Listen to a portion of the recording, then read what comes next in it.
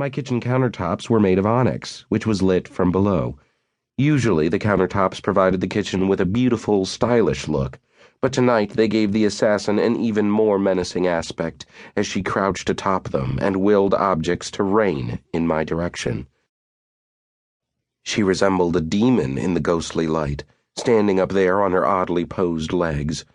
I ducked a few knives and a spinning wok before I was able to draw my gun.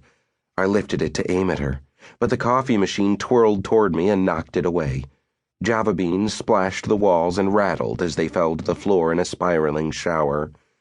In the dark, I wasn't even sure where my gun had landed.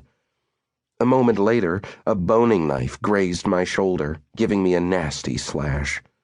Finding myself unarmed and facing a lot of airborne cutlery, I retreated into the adjacent living room. They call me a rogue for good reasons. Rogues were wanderers with minor powers. We could do things other people couldn't.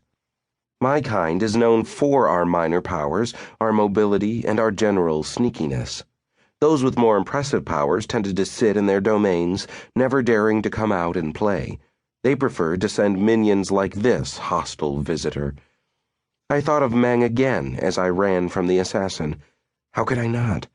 After our last encounter, I'd always suspected she would recover and return to the game in a bad mood. After all, I'd almost killed her inside her own domain several months ago, which had been both frightening and humiliating to someone of her status. The cat lady made a few choice sounds, calling after me. It reminded me of burbling snarls. I had no doubt that she was calling me a coward and worse things. This didn't bother me. I reached out to a nearby door and threw it shut, letting it slam. Then I padded to stand at a corner with a metal lamp in my hand. It was an unwieldy weapon, but it was handy. I waited there, hoping she would assume I was running and hiding in one of the many rooms. It was time for her to seek. The trick worked surprisingly well. She hopped down from the center island and came after me. I could tell by the sound of her feet she wasn't wearing shoes. Her feet didn't produce the soft sound a human should have. What I heard was more like the slap of a predator's paws.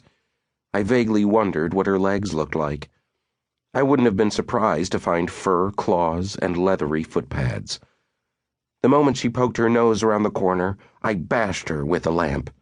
I'll admit it wasn't chivalrous, but I wasn't the one chasing her around her house on her world. My strike elicited a new, angry noise. It was a sort of growling cough, the heavy sound a saber-tooth might have made in millennia past. The noise was distinctly alien, and it made my neck crawl with dread. Steeling myself, I came around the corner, lifting the lamp for another blow. There she was, lying on the floor. "I'll let you run, if you—" I began, stupidly trying to be a nice guy. Suddenly, the lamp in my hands twisted with violent force, crashing down on my skull. It felt as if a powerful hand had grabbed the top of it and levered it downward. I staggered, stunned, and felt the lamp shift in my grip, going for another strike. I twisted my head out of the way instinctively and took the second blow in the shoulder. I stumbled and threw the lamp behind me. Sensing I was weak, she came in for the kill. I lunged for her, reaching for her throat. She did the same, eyes intense in the half-light of my living room. I saw then that her pupils were vertical slits, like those of a cat or a snake. She gripped my neck, and I gripped hers. We both squeezed. I was shocked by her strength. Apparently, females from her world were no pushovers. While we struggled, I half expected more flying objects to come crashing down on my head. Fortunately, it seemed that she required some level of concentration to perform this trick. At this moment, all she could do was squeeze my throat. I saw red, then purple, then black. Could she be stronger than I was? I thought maybe she was, although I'm an athletic man. If this was Meng's work, I knew it might be a type of maniacal strength. People under her sway often had the strength of raving lunatics. I realized one of us was going to die soon, and I didn't want to kill this creature or die by her hand. I heaved upward and regained my feet. She still hung on, sensing victory. She was lighter than I was, so I